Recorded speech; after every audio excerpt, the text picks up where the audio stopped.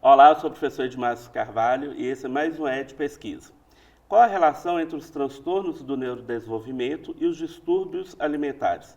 Para conversarmos a respeito, recebemos no ED Pesquisa de hoje a fonoaudióloga, mestre em gestão integrada do território e professora do curso de fonoaudiologia da Univale, professora Elizabeth Campos. Beth, seja bem-vinda ao ED Pesquisa.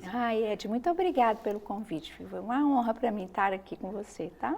O prazer é nosso. Beth, para a gente começar, eu queria que você falasse um pouco da sua pesquisa de mestrado, que você abordou a vulnerabilidade infantil, associando aí, a questão dos transtornos alimentares, dos transtornos do neurodesenvolvimento e os distúrbios alimentares. Para quem está nos assistindo, eu queria que você explicasse para a gente o que são os transtornos do neurodesenvolvimento. Então, os transtornos do neurodesenvolvimento é qualquer alteração que a criança tenha no desenvolvimento sensório-motor dela por alguma causa orgânica, né? Então, por exemplo, é considerado o que dê a ela uma condição de alguma disfuncionalidade durante o período em que ela está aprendendo. Então, por exemplo, são considerados transtornos do neurodesenvolvimento o autismo, crianças com distúrbios de comunicação, a síndrome de Down, a T21, a TDAH, TOD, todos esses transtornos que, de alguma forma, limitam o processo de desenvolvimento da criança. Tá. E aí você faz uma pesquisa pensando inicialmente numa relação dos transtornos do neurodesenvolvimento com os distúrbios alimentares. Em relação aos distúrbios alimentares, o que a gente pode compreender por esse termo? Então, hoje existe um consenso, Ed, que foi feito em 2019, um consenso mundial, porque antes existiam várias nomenclaturas para dizer sobre esses transtornos alimentares, Falavam-se de seletividade alimentar, recusa alimentar, então, crianças anoréxicas, crianças com bulimia ou adolescentes. Então, a partir de 2019, foi então concluído com vários especialistas que os distúrbios alimentares pediátricos são disfunções durante o processo da alimentação por 4 fatores, que são principais.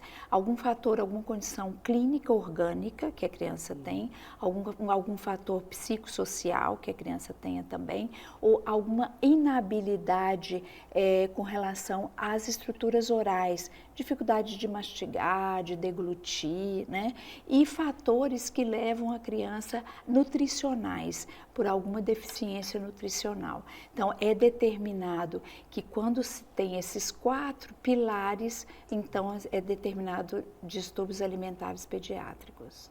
Na sua pesquisa você traz 3 termos, que é o corpo, o território e a alimentação.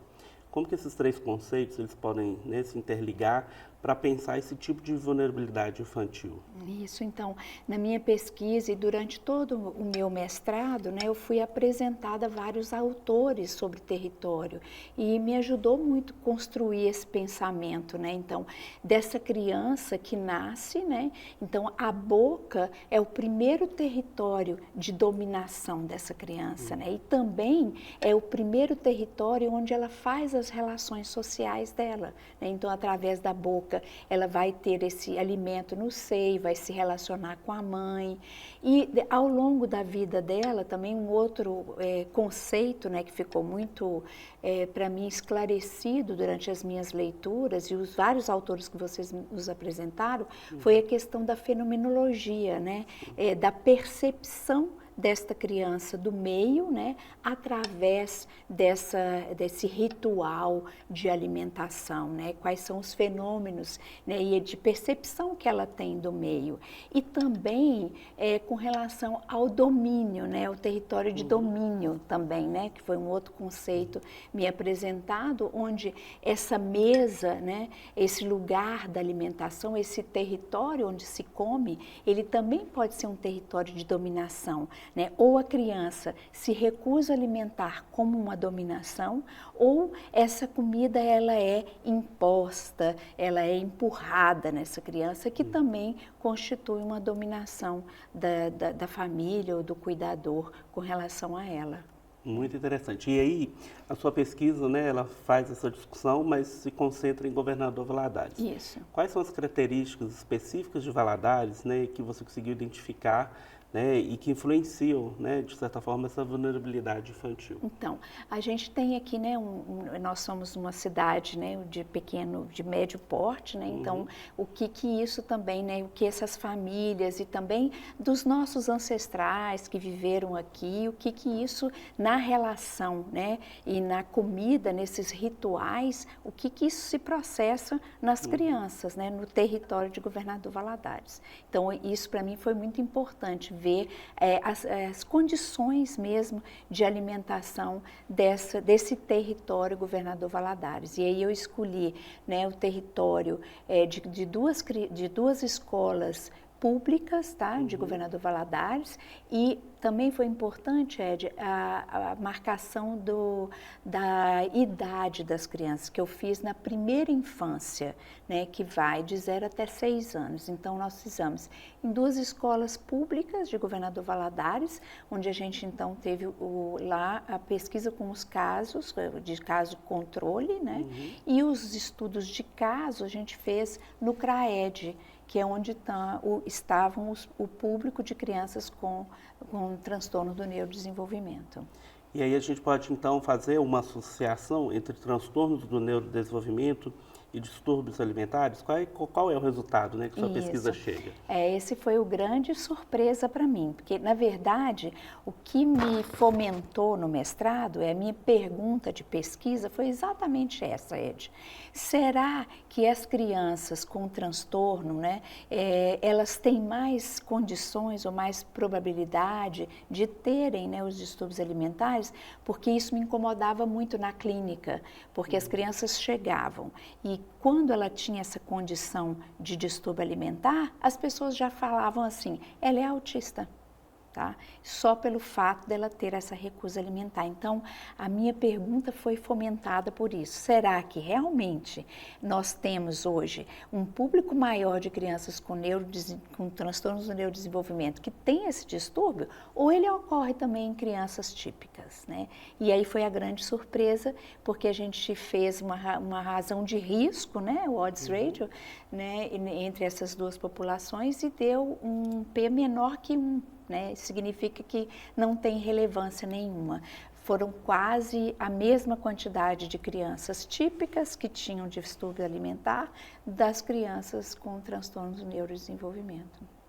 E aí esse resultado, né, muito interessante, aponta aí, né, um cenário, né, e a sua pesquisa também ela indica soluções, né? Quais são os tipos de recomendações, proposições que você apresenta, né, para mitigar essa questão da vulnerabilidade infantil em relação aos transtornos, né, os distúrbios alimentares? Então, eu acho que o poder público tem que ficar atento, né, com esse resultado. Então, estar nessas escolas acompanhando realmente as famílias e as crianças, né, o quanto de recusa alimentar que eles têm, né, não só no CRAED, mas nas escolas, né, e já existe um programa que até foi desenvolvido aqui no mestrado, sobre alimentação nas escolas públicas, mas isso complementaria, porque esse estudo que a gente já tem na rede é sobre alimentação para crianças que são celíacas ou que têm alergias alimentares, mas agora não, nós estamos falando de crianças que recusam a comer. Então, precisa de ter uma política pública para elas, porque isso a gente tem na clínica de muita dificuldade, porque essas crianças elas não podem levar de casa, muitas vezes, a comida que ela está acostumada a comer. É proibido, né? Então, tem que ter um programa que vá acolher, né, esse tipo de distúrbio alimentar nas crianças típicas também. A sua pesquisa ela foi feita vinculada ao mestrado, né, em gestão integrada do território. Como que esse mestrado colaborou, né, para você desenvolver esse raciocínio e a sua pesquisa? Eu falo que o mestrado aqui foi um divisor de águas na minha vida, porque eu nunca pensei que eu fosse ler tanto e conhecer tantos autores assim que pudesse nos dar essa sede, né, pelo território, mas um território demarcado, não só um território geográfico, né, mas o território da consciência de cada um, né, das ações das pessoas, né, como que isso influencia as relações, né, de dominação ou não, em tudo, né, nas percepções que a gente tem das pessoas, dos grupos sociais, através do conhecimento do território. Foi para mim, abriu o mundo para mim, distinto, que eu não conhecia. E é muito interessante, né, o seu relato, porque essa interdisciplinaridade, né, que é própria do mestrado, te permitiu aí ver esse fenômeno, né, a partir de diversos olhares. E aí, a partir disso, na sua visão, quais são as ações, né, as parcerias que podem ser feitas, né, entre universidade, poder público, sociedade civil, né, para que algumas questões possam ir para o campo da prática mesmo, né, e modificando aí talvez o atendimento, né, dessas crianças. Então, eu acho que há uma necessidade de uma interdisciplinariedade, então até mesmo de questões clínicas mesmo, não só nutricionais, gastro, fonoaudiólogos, psicólogos, né, educadores, pedagogos, né, e também na sociedade pública, né, ver o que eles podem fazer em termos de renda, que tipo de alimentação pode ser feita, será que essa alimentação ela é uma alimentação que ela é para aquela população, para aquelas pessoas, né, então não uma coisa imposta assim, né, de uma merenda escolar, mas estudada em termos das características individuais de cada um também. E a sociedade civil, quanto que ela pode contribuir com isso, né? Então, nas feiras livres, né? Nesses desperdícios que a gente tem de alimentação hoje em dia, então, os grandes empresários, né? Do ramo alimentar, quanto que eles poderiam contribuir também nessas dietas variadas das nossas crianças, né? E específicas para cada uma delas, com as suas limitações, né? Sim. Então, Beth, você, né, é professora no curso de fonoaudiologia, faz uma pesquisa, né, que envolve transtornos do neurodesenvolvimento, né, distúrbios alimentares. Para quem faz fonoaudiologia, por exemplo, está lá na graduação, como que essa questão ela é discutida, qual que é a importância, né, qual o recado que você deixa para os alunos da fonoaudiologia especificamente, né, a partir desse exemplo da sua pesquisa? Então, nós na fonoaudiologia, a gente tem um olhar muito clínico, né, e também não só para questões clínicas, mas também sociais, emocionais, psicossociais, para esse bebê, essa relação com a mãe principalmente, né, que é o primeiro alimentador dessa criança desde muito cedo, né, então, e a gente precisa de entender que essa alimentação não é só um peito, né, ou se a criança pegou bem, né, o peito, ou como ela foi o desempenho dela durante a sucção, mas o que tem por trás dessa relação? Que sinais são esses que são perceptíveis pela mãe, perceptíveis pela criança dessa pessoa, dessa relação? Então, alimentar é uma dica que eu passo também para os meus alunos. Não é só uma questão de movimentos orais, né, que é o que a gente está mais acostumado a estudar, mas é muito além disso, de uma boca, de um corpo, né? É um território que fala, que sente, que se relaciona, né? E aí, para quem está nos assistindo, né, para os cuidadores, para as mães, para os pais, né, qual a mensagem que você deixa, né, no sentido deles buscarem apoio, né, e principalmente como observar, né, que há alguma coisa que precisa ficar atento, né, a alguns sinais para crianças que eventualmente apresentem, né, alguns desafios, tanto do transtorno do neurodesenvolvimento, mas sobretudo em razão, né, dos distúrbios alimentares. Então, eu acho que esses sinais eles já vão sendo apresentados, né, nesta relação desde muito cedo. Então, é uma criança que mama pouca quantidade, ou tem uma ingesta muito pouca, ou excessiva ingesta. No período, por exemplo, da introdução alimentar, é extremamente importante que essa introdução alimentar seja feita de uma forma que a criança possa ter consciência consciência do que é essa boca, como ela se move, o que está entrando nessa boca, as diferenças e que ela seja respeitada. Né? Então, se ela não gosta desse alimento, não forçar a alimentação, porque é uma prática que eu vi também na minha pesquisa, que ainda tem, né, assim, punição para as crianças que não comem, tá? Barganha, né? Então, se você comer, eu vou te dar isso, né?